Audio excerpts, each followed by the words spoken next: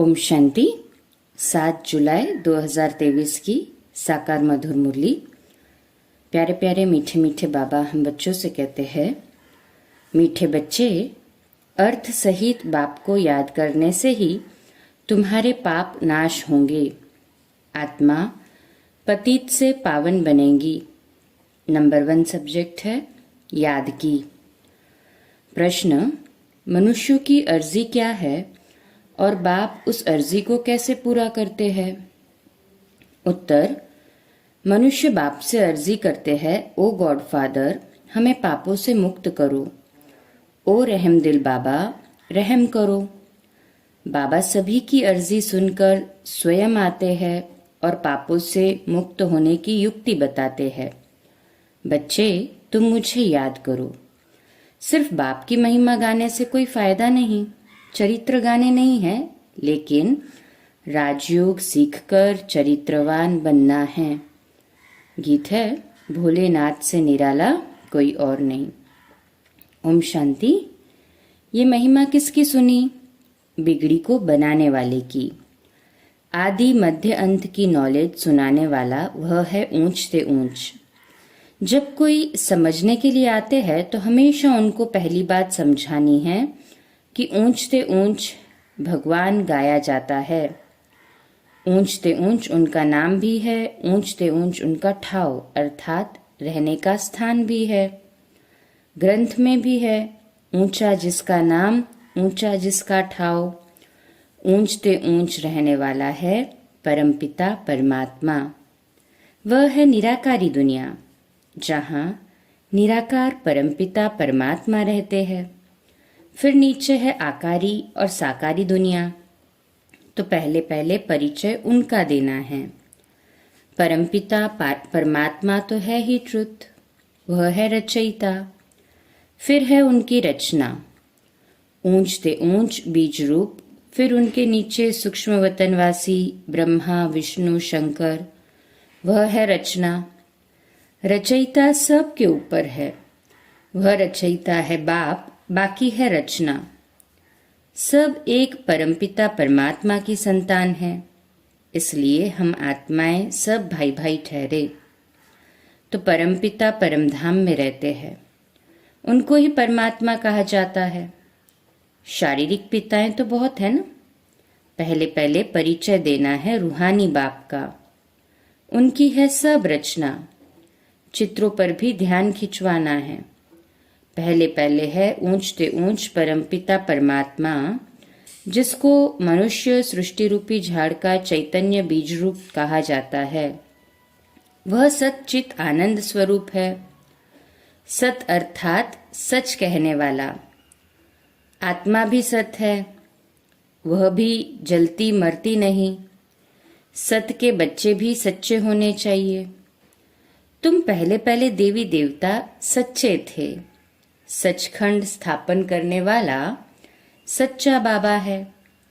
ऐसे नहीं कि परमपिता परमात्मा झूठ खंड स्थापन करते हैं, नहीं। सचखंड था, फिर यह भारत झूठ खंड बना है। सच्चा है परमपिता परमात्मा। पतित बनाने वाले को सच्चा नहीं कहेंगे, और सब है झूठे। 5 विकार रूपी माया रावण झूठा बनाती है। राम सच्चा, रावण झूठा। रावण ही भारत को झूठा बनाते हैं। कहानी सारी भारत पर है ना। तो बाबा कहते हैं, समझाना है भारत स्वर्ग था, अब नर्क है। बाप को स्वर्ग बनाने वाला व स्वर्ग का रचयिता कहा जाता है। महिमा भी भारत की है। आदि मध्य अंत का ज्ञान तुमको सुनाते हैं, जिससे तुम त्रिकालदर्शी बनते हो। इसको कहा जाता है स्वदर्शन चक्र। तुम जानते हो कि हम आत्माएं फिर से परमपिता परमात्मा से वर्षा ले रही है। गाया भी जाता है, आत्माएं और परमात्मा अलग रहे बहुकाल। अभी ये मिलन बहुत सुंदर मंगलकारी है। तुम पहले पहले बाप का परिचय देते हो। परिचय बाप को सर्वव्यापी कहने से फिर ये सिद्ध नहीं होता है। पहले तो परिचय देते हैं और रचयिता बाप को ही सर्वव्यापी कहते, तो सिद्ध नहीं होता है कि हम सब बच्चे हैं।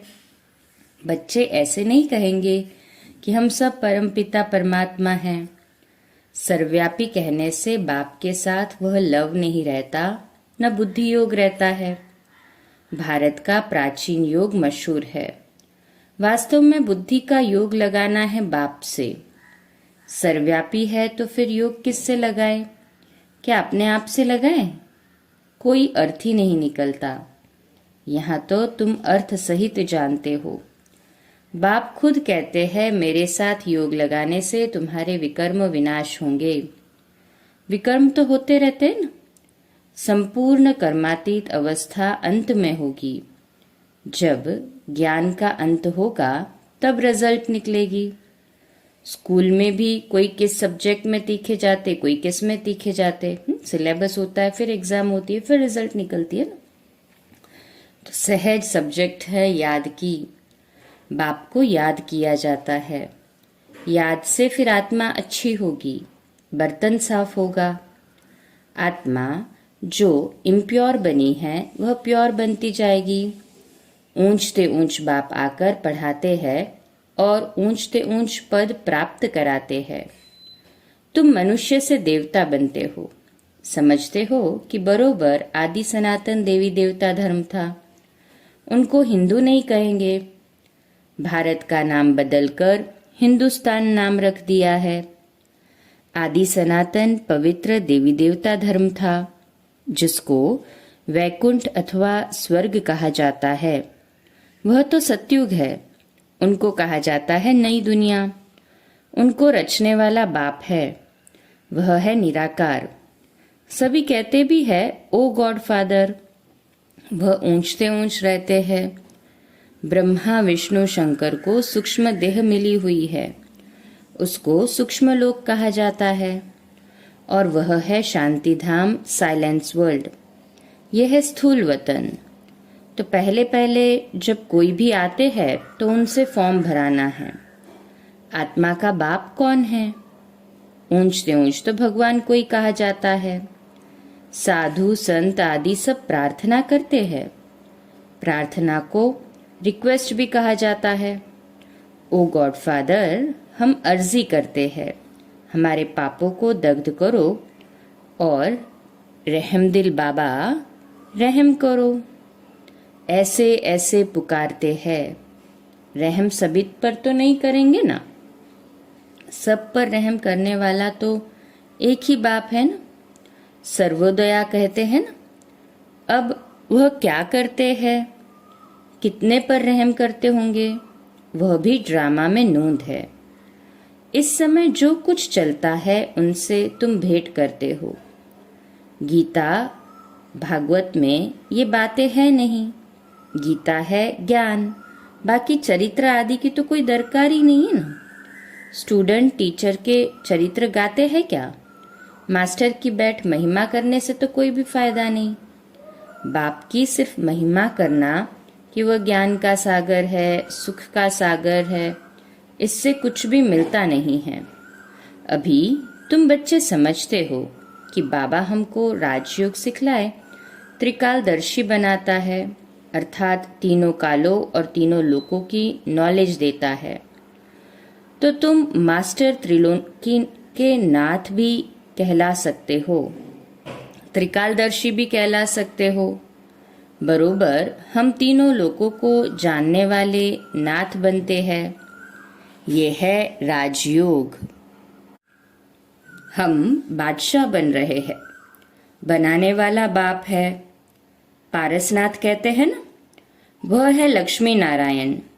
भले उनके मंदिर है, लेकिन मनुष्य जानते नहीं कि ये कौन है। लक्ष्मी नारायण है पारसपुरी के नाथ। पारसपुरी सतयुग को कहा जाता है। तुम ये जानते हो कि बरोबर श्री कृष्ण के हीरे जवाहरातों के महल थे, पारसनाथ थे।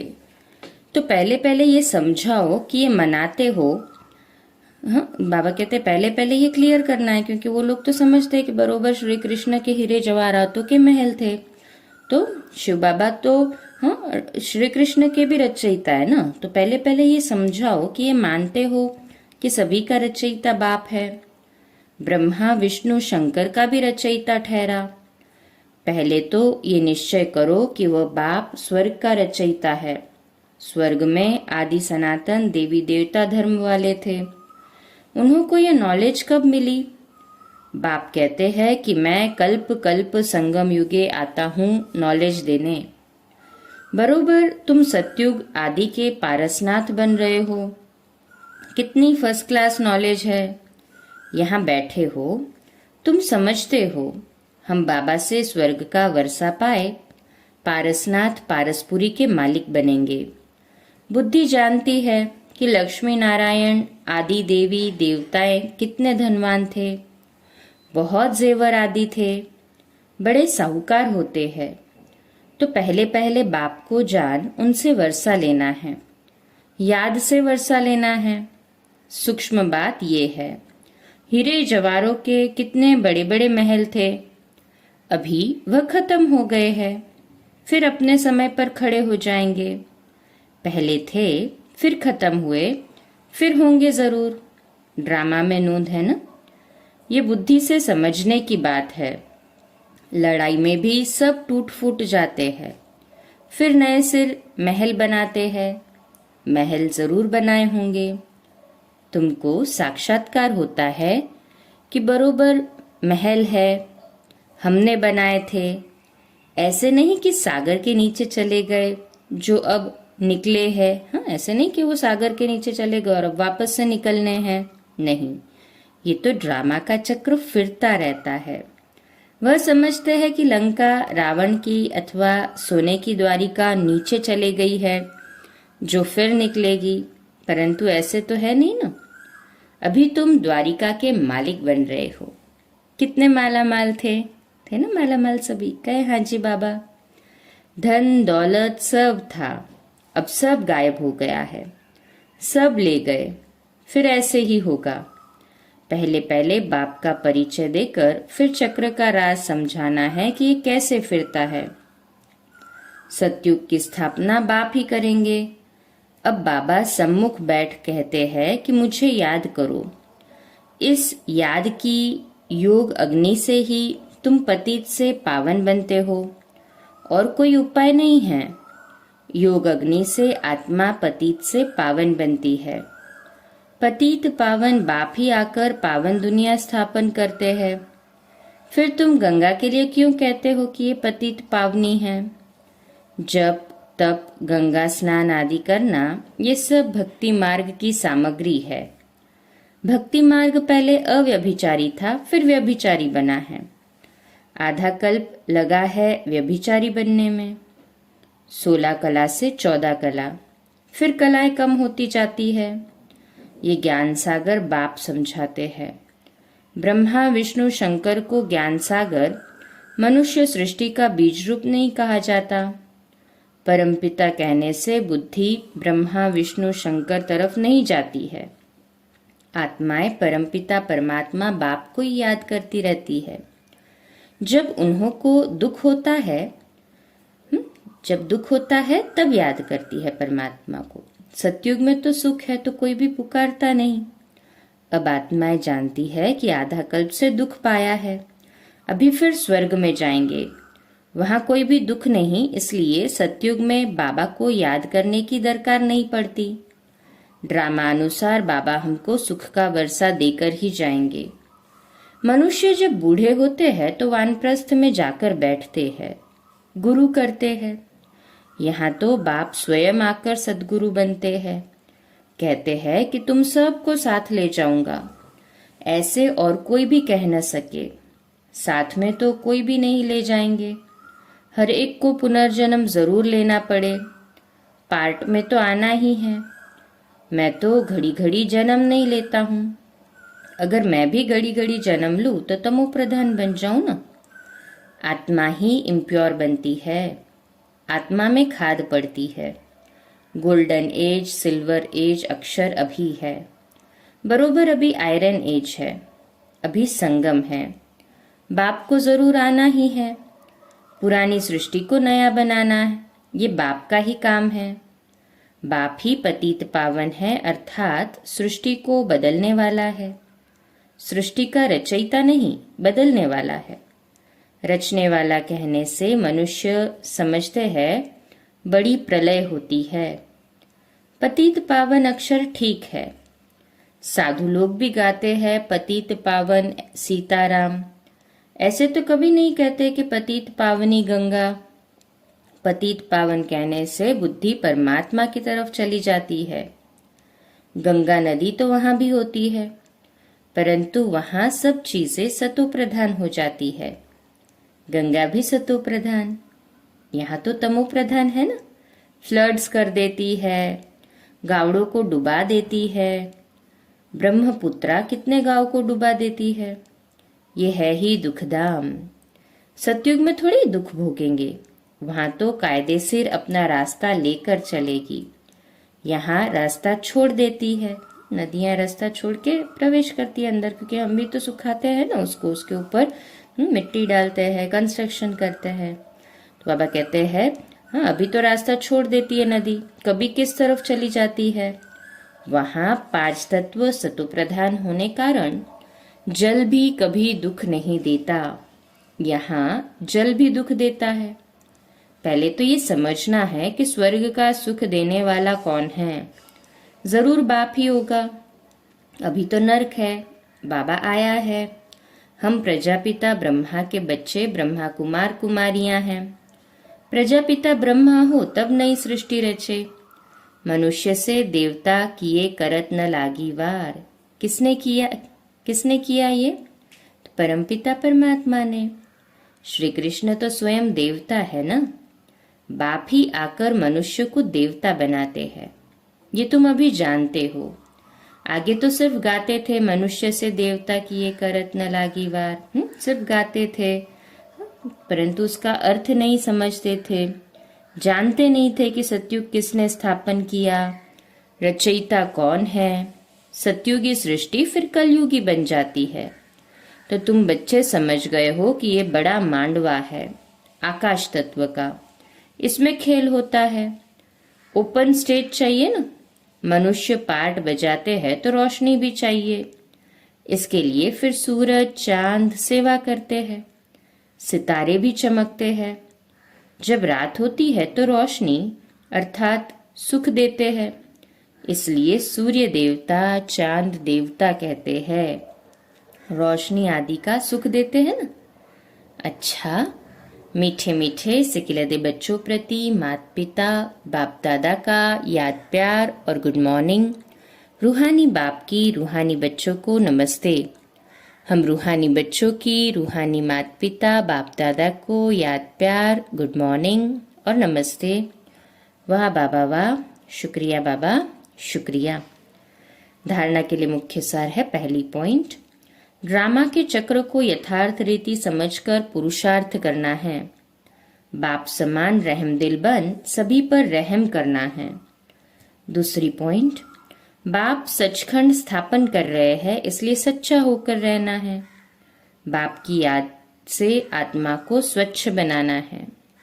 आज का मीठा वरदान, सेवा की भावना द्वारा अमर फल प्राप्त करने वाले सदा माया के रोग से मुक्त भव। तो आज का स्वमान है, मैं सदा माया के रोग से मुक्त आत्मा हूँ। मैं सदा माया के रोग से मुक्त आत्मा हूँ। विश्लेषण, जो बच्चे संगम युग पर प्रभु फल, अविनाशी फल, सर्व संबंधों के स्नेह के रस वाला फल खाते हैं, वे सदा ही माया के रोग से मुक्त रहते हैं। और फल तो सतयुग में भी मिलेंगे और कलयुग में भी मिलेंगे। लेकिन सेवा की भावना का प्रत्यक्ष फल, प्रभु फल अगर अभी नहीं खाया तो सारे कल्प में नहीं खा सकते। ये फल ईश्वरीय जादू का फल है, जिस फल को खाने से लोहे से पारस तो क्या लेकिन हीरा बन जाते हैं। ये फल सर्व विघ्नों को समाप्त करने वाला अमर फल है, सेवा की भावना वाला फल। स्लोगन, अपकारियों पर भी उपकार करने वाले, निंदक को भी मित्र समझने वाले ही बाप समान हैं। अच्छा, कम बोलो, धीरे बोलो, मीठा बोलो, सत्य बोलो, सोच समझकर बोलो, निमित्त भाव, निर्माण भाव, निर्मल वाणी। आज का नया दिन आप सभी को मुबारक हो, मुबारक हो, मुबारक हो। शुभ दिवस। ओम शांति।